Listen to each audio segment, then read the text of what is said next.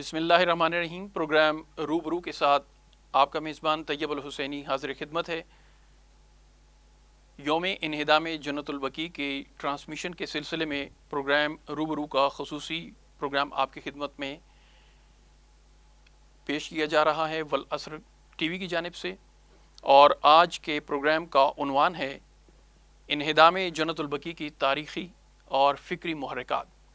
اور اس اہم موضوع پر گفتگو کے لیے ہم نے اسٹوڈیوز میں دعوت دی ہے معروف اسکالر علامہ ڈاکٹر سید شبیہ الحسن رضوی صاحب کو کہ وہ اس موضوع کے ذیل میں اپنے معروضات اور تاریخی حقائق ہمارے ناظرین کے سامنے پیش فرمائیں۔ سب سے پہلے میں قبلہ آپ کا بہت بہت شکریہ ادا کرتا ہوں، شکر گزار ہیں کہ آپ نے اپنے قیمتی وقت میں سے وقت نکالا اور اس اہم موضوع پر گفتگو کے لیے ہمارے پاس تشریف لائے۔ جیسا کہ دنیا جانتی ہے کہ آج سے کم و بیش 95 برس قبل یہ سانحہ فاجعہ رونما ہوا، اور مکہ اور مدینہ کے وہ مقدس مزارات جو کہ اسلام کے بانیان کے مزارات، قبور، آثار اور علائم تھے، جن کی حرمت اور تقدس سبھی کے نزدیک مسلم ہے، وہ کون سے محرکات ہیں کہ جن کے باعث یہ سانحہ فاجعہ رونما ہوا۔ اس کے ذیل میں ہم آپ کے گفتگو سننا چاہیں گے، لیکن سب سے پہلے میں چاہوں گا کہ قرآن و سنت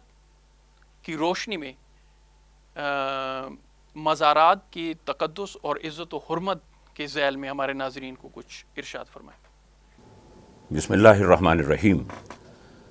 بہت شکریہ جناب محترم طیب الحسینی صاحب۔ سب سے پہلے تو جو 8 شوال کا روز سیاح ہے، اس پر نہ صرف عالم اسلام بلکہ تمام عالم انسانیت، اس لیے کہ انسانی تہذیب ایک مشترکہ ورثہ ہے، سبحان اللہ، اس اعتبار سے تمام انسانیت کو اس کی مذمت کرنا چاہیے۔ اور جب یہ سانحہ، یہ حادثہ، یہ فاجعہ رونما ہوا، اس وقت بھی دنیا بھر میں اس کے متعلق اور اس کے خلاف آوازیں اٹھائی گئیں، اور اس کے بعد سے مسلسل، جیسے آپ نے اپنی ابتدائی گفتگو میں فرمایا، اس کو آگے بڑھایا جا رہا ہے۔ اور یہ بھی بہت اہم بات ہے کہ جس انداز سے بالخصوص تحریک نافذ فقہ جعفریہ نے قائد ملت جعفریہ جناب آغا علی حامد موسوی النجفی کی قیادت میں اسے صرف ایک ملکی تحریک نہیں بنایا، بلکہ وطن عزیز پاکستان کے مختلف شہروں کے علاوہ جس انداز سے پوری دنیا میں اس سانحے کی مذمت کی جاتی ہے، مذاکرے کیے جاتے ہیں، مجالس برپا کی جاتی ہیں، تحریک اسی کو کہتے ہیں، تو یہ ایک عالمی تحریک کی صورت اختیار کر چکا ہے۔ اور یقیناً یہ جو آواز اٹھ رہی ہے تو بے شک سلطانوں کے کان کتنے ہی بہرے کیوں نہ ہوں، یہ آواز اور وہ کیسے ہی علمی لحاظ سے بے بہرا کیوں نہ ہوں، واہ واہ واہ، خوب، تو یقیناً ان تک یہ آواز ضرور پہنچتی ہے۔ اب اس میں جیسے گزارش آپ کی خدمت میں اور محترم ناظرین و سامعین کی خدمت میں یہ ہے کہ والعصر ٹیلی ویژن چینل کے جو ناظرین ہیں، جو سامعین ہیں، وہ یقینی طور پر اس واقعے کے پس منظر سے بہت بہتر طور پر پہلے ہی سے آگاہ ہیں،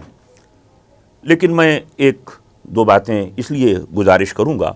اور میں یہ کوشش کروں گا کہ اپنی جو گفتگو ہے اور اس کی جو زبان ہے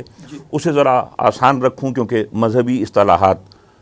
بہت مشکل ہوتی ہیں اور دقیق ہوتی ہیں، اور خصوصاً آج کی جو نئی نسل ہے، ہمارے جو بچے ہیں، جو نوجوان ہیں، وہ زیادہ ان الفاظ کا فہم نہیں رکھتے۔ تو اگر آپ مجھے اجازت دیں گے تو، اور اگر اجازت نہیں دیں گے تو میں اس سے گریز کروں گا، تو میں کہیں نہ کہیں ان کے انگریزی مترادفات اور کچھ انگریزی جملے بھی شاید استعمال کروں، کیونکہ مجالس و محافل میں تو ابھی اتنا زیادہ رجحان مغربی زبانوں اور مغربی فکر و فلسفے کے پیش کرنے کا نہیں ہے، لیکن چونکہ یہ ایک بین الاقوامی سطح پہ پروگرام دیکھا جا رہا ہے، اور جیسے میں نے گزارش کی کہ اس تحریک کو ایک ملکی سطح کی تحریک نہیں بلکہ جو جرأت مند ولولہ انگیز قیادت ہے اس نے ایک عالمگیر تحریک بنا دیا ہے. تو اس اعتبار سے میں کچھ نہ کچھ گزارش آپ کی خدمت میں مغربی اور انگریزی حوالوں سے بھی پیش کروں گا. اس میں سب سے پہلی بات یہ ہے کہ ذہن عالی میں یہ واضح ہونا چاہیے، کیونکہ جتنے بھی لوگ ہیں وہ پہلے تو اس پس منظر میں کچھ ان کی ذہنی الجھن، خلفشار، جسے عام زبان میں کنفیوژن کہتے ہیں، وہ کنفیوژن یہ ہے کہ جی یہ سانحہ 1925 میں پیش آیا یا 1926 میں پیش آیا. اور انتہا یہ ہے کہ اس میں جو عربی میں کتابیں لکھی گئیں، اب میں ان کی فہرست پیش کروں تو بات آگے چلی جائے گی، جو فارسی میں لکھی گئیں، اور انتہا یہ ہے کہ جو مختلف انسائکلوپیڈیا ہیں اور جو ویکیپیڈیا وغیرہ پر بھی انہوں نے دونوں سن جو ہیں وہ لکھے ہیں، درج کیے ہیں. اس کے معنی یہ ہیں کہ اس میں بھی تحقیق سے کام نہیں لیا گیا. تو اب وہ ان سارے مراحل سے گزرتے ہوئے ایک تو میں واضح طور پہ یہ گزارش کر دوں کہ یہ سانحہ 1926 میں پیش آیا، اس اعتبار سے کہ جو اس کی گریگورین یعنی جس کو آپ انگریزی یا شمسی یا میلادی تاریخ کہیں یا اے ڈی تاریخ کہیں تو اینو ڈومینی، تو جس کو آپ یہ کہتے ہیں کہ یہ عیسوی سن اور آسان زبان میں، تو وہ 21 اپریل کی تاریخ بتائی جاتی ہے. اب اگر یہ 1925 ہے تو 21 اپریل اور 8 شوال وہ مطابقت نہیں رکھتے، یہ کورسپونڈ نہیں کرتے. لیکن جب 1926 کے اعتبار سے تو یہ کراس چیک ہو گیا، گویا اس کے بعد سننے والوں پر بھی ہر ایک سے یہ واضح ہو جائے کہ جو 8 شوال کا سانحہ ہے تو یہ 1926 میں پیش آیا، کیونکہ تب 21 اپریل تھی اور 1926 اور 8 شوال. اور جب ہم اس پہ بات کرتے ہیں تو یہ بھی سننے والوں کو معلوم بھی ہوگا اور دیکھنے والے بھی جانتے ہیں، لیکن یقینی طور پر یہ بات دہرا دینا چاہیے کہ یہ جو خبیث عزائم تھے ان کا اظہار کوئی صرف 1925 یا 26 ہی میں نہیں کیا گیا تھا. اس سے پہلے بھی بارہا یہ کوششیں کی جا چکی تھیں، اور جنت المعلیٰ مکے میں اور جنت البقیع مدینہ منورہ میں، تو 1806 میں بھی اس کے اوپر بہت بڑا حملہ کیا گیا اور جو مزارات تھے ان کو منہدم کیا گیا، گرایا گیا، ڈیمولش کیا گیا، ڈسٹروائے کیا گیا. یہ بچوں کے لیے میں بات یہ کہہ رہا ہوں کہ ان کے لیے انہدام ایک بڑا مشکل لفظ ہے، یہ منہدم ایک مشکل لفظ ہے. تو اس کو انہوں نے ریز ٹو دا گراؤنڈ اور اس کو انہوں نے ڈیمولش جو ہے وہ کیا. لیکن چونکہ اس وقت جو خلافت عثمانیہ ہے اور ترکی کی سلطنت جو ہے، یہ علاقے ان کے زیر اثر تو کیا ان کے زیر نگین تھے، اسی امپائر میں شامل تھے. تو اس اعتبار سے پھر مصر کے محمد علی پاشا کو حکم دیا گیا ترکی سے کہ وہ ان سے جا کر نپٹیں، تو جن کے بارے میں ہم آگے بھی جا کے بات کریں گے. تو وہ جو آل ہے ایک نام نہاد آل، کیونکہ ان علاقوں پہ جو حق تھا، جو اس سے پہلے حق حکومت چلا آ رہا تھا، وہ آل رشید کا چلا آ رہا تھا. یہ تو لٹیروں کا ایک گروہ تھا، اور وہ ان کے لٹیرے ہونے کی نفسیات وہ شروع سے لے کر اب تک وہ ظاہر ہے، کیونکہ جو نیچر ہے وہ انگریزی میں کہا جاتا ہے کہ وہ کبھی چینج نہیں ہوتی، فطرت کبھی تبدیل نہیں ہوتی. تو اس اعتبار سے ہم یہ دیکھتے ہیں کہ پھر 1818 میں یہ کیا گیا، ان کو پھر پسپا کر دیا گیا، تھوڑا سا ایک وضاحت کر دیں، نکال دیا گیا. جیسے یہ آپ نے کہا کہ جیسے وہاں ان کی فطرت بھی ایسی تھی، اور یہ کہا گیا کہ پاشا کا بھی نام لیا آپ نے، تو یہ خود سے ہوا یا کسی کے کہنے پہ ہوا؟ وہ جو کسی کے کہنے پہ ہوا تو وہ اصل محرک تو شاید وہی ہوا کہ جو ان کو استعمال کر رہا تھا اور ان کو مہروں کے طور پہ استعمال کر رہا تھا. تو جو تقسیم در تقسیم کے اصول پر پوری دنیا کو زیر نگیں کرنا چاہ رہے تھے. دیکھیے، آپ نے جس خوبی سے لفظ استعمال کو استعمال کیا ہے اسی میں اس کا جواب موجود ہے. یعنی استعمال سے آپ استعمار تک آ جائیے. سبحان اللہ، سبحان اللہ. استعمار یعنی بچوں کو سمجھانے کے لیے کہ اس وقت کے جو سامراجی اور طاغوتی قوتیں تھیں، جو وہ قوتیں کہ جو مسلمانوں کے خلاف تھیں، اور وہ اپنا امپیریلزم اس کے متبادل کے طور پہ لے کر جانا چاہتے تھے، اور جو مغربی طاقتیں، وہ ویسٹرن قوتیں کہ جو ابھی تک قوت نہیں بنی تھیں لیکن اپنے سازشوں کے ذریعے انہوں نے مسلمانوں میں یہ تقسیم در تقسیم کا کام شروع کیا تھا. اور اس کا تجزیہ تو آگے ہم جا کے کریں گے، کیونکہ ایک بہت اہم بات اس میں نہ رہ جائے، اور اس کا تعلق یہ ہے کہ جو قرآن مجید اور سنت مطہرہ کی روشنی میں جو مزارات ہیں ان کا تقدس کیا ہے، کیونکہ آپ کے سوال کا جو ایک حصہ ہے وہ یہ تھا. تو میں نے پہلے جو آپ نے فرمایا اس کا پس منظر بیان کیا، اور جو پھر آپ نے ارشاد کیا، تو اب اس کے جواب میں عرض کر رہا ہوں کہ دیکھیے یہ جو سوچ ہے یہ نہ تو قرآن کے مطابق ہے اور نہ سنت کے مطابق ہے. اس کے جو تاریخی تجزیے پر تو ہم بعد میں مختصر گفتگو کر لیں گے. بنیادی بات یہ ہے کہ قرآن مجید نے کسی بھی مقام پر کسی بھی ایسے تقدس کو، تقدیس کو، تعظیم کو، ریورنس کو، ریسپیکٹ کو منع نہیں کیا کہ جو اللہ کی نسبت اور اللہ کے حوالے سے ہے، بلکہ وہ تمام افراد ہوں یا مقامات ہوں یا اماکن ہوں یا جگہیں ہوں یا آثار اور علامتیں ہوں، ان سب کو کہ جو اللہ کی یاد دلاتے ہیں، اللہ کے دین کی طرف متوجہ کرتے ہیں، ان کی عزت کرنے کا تو اللہ نے، ان کی تعظیم کرنے کا تو قرآن مجید میں حکم ارشاد فرمایا ہے. اسی لیے بالعموم بھی اور ماہ ذی الحجہ میں بھی اور یوم انہدام جنت البقیع پر بھی قرآن مجید کی جس آیہ مبارکہ کو بہت زیادہ اور سرنامہ کلام بنا کے پیش کیا جاتا ہے تو وہ سورہ حج 22واں سورہ قرآن مجید کا، یہ 22ویں سورہ کی 32ویں آیہ مبارکہ ہے. ارشاد ذات احدیت کی ہو رہا ہے وہ وَمَن يُعَظِّمْ شَعَائِرَ اللَّهِ، سبحان اللہ. اور جو اللہ کے شاعر کی تعظیم کرتا ہے. تو اللہ کے جو شاعر ہیں ان کی تعظیم کرنا. اب شاعر کا لفظ چونکہ مشکل ہے اور عام طور پہ استعمال ہوتا ہے اور وہ عربی کا ہے اور یہ جمع کا لفظ ہے، اور پھر قرآن مجید کی اسی آیہ مبارکہ نے آگے بڑھ کے کہا کہ جو تعظیم کرنا ہے، یہ جو عمل ہے تو یہ قلوب کے تقوی کے لیے ہے. اس کا حاصل یہ ہے، اس کا حاصل یہ ہے کہ اس سے جو دل ہیں وہ متقی ہو جاتے ہیں، وہ پرہیزگار ہو جاتے ہیں. یعنی یہ جو تعظیم ہے یہ بے سبب نہیں ہے. اچھا، اب شاعر جو ہے چونکہ شعار کی جمع ہے، اس پہ ہم تھوڑی دیر میں ذرا جو اس کی ایٹمولوجی ہے، جو اس کی ہسٹری آف ورڈ ہے یا جس کا انشقاق ہے، اس پہ ذرا بات کر لیں گے. تو جب ہم دیکھتے ہیں کہ شاعر کیا ہیں تو پھر سورہ بقرہ قرآن مجید کا دوسرا سورہ، اس کی آیت 158 158 وہ واضح کر رہی ہے کہ اس کا تعلق صرف اور صرف کسی جاندار سے نہیں ہے جو دیگر اللہ کے شاعر ہیں. تو اس میں قرآن مجید نے واضح طور پہ ارشاد فرمایا کہ ان الصفا والمروۃ من شعائر اللہ، کہ یہ جو پہاڑیاں ہیں تمہیں دیکھنے میں تو یہ ہلز لگ رہی ہیں،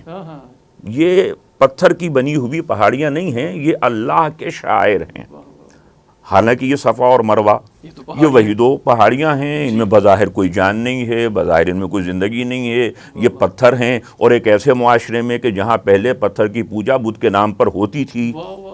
وہاں پر پتھر کی پہاڑیوں کو اتنا باعزت کیوں بنایا جا رہا ہے؟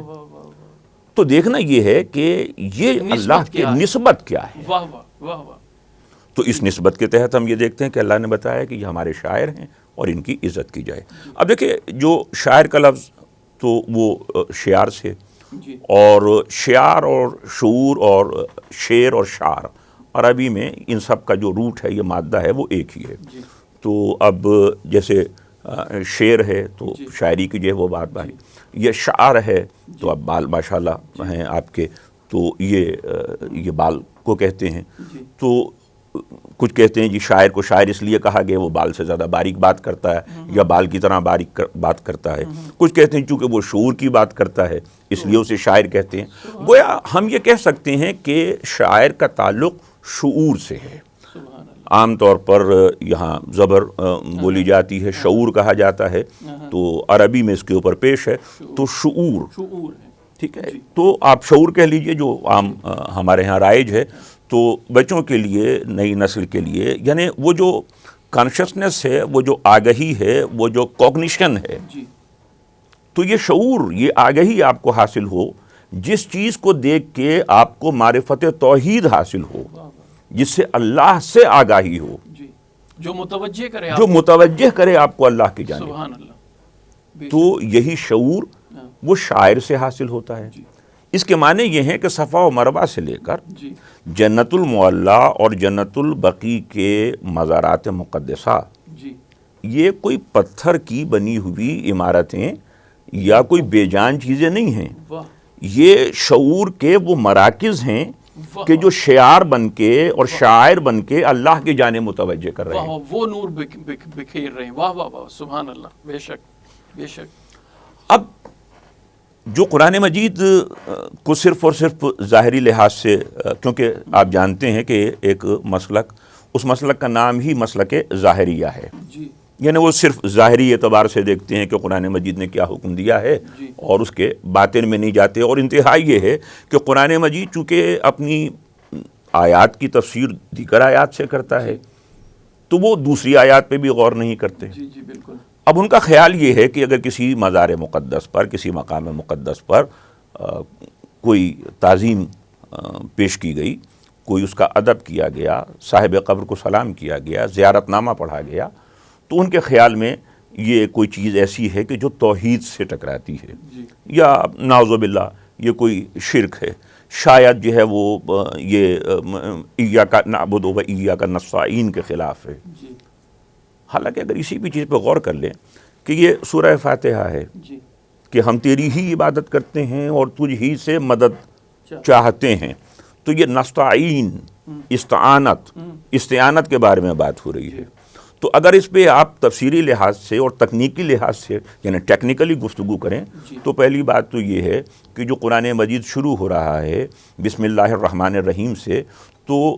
بے کی یعنی با جسے کہتے ہیں عربی میں اور بے ہم جو ہے وہ کہتے ہیں، تو اس کی عربی میں 14 قسمیں ہیں. اور جو بسم اللہ الرحمن الرحیم میں جو بے ہے یہ کہلاتی ہی بائے استعانت ہے،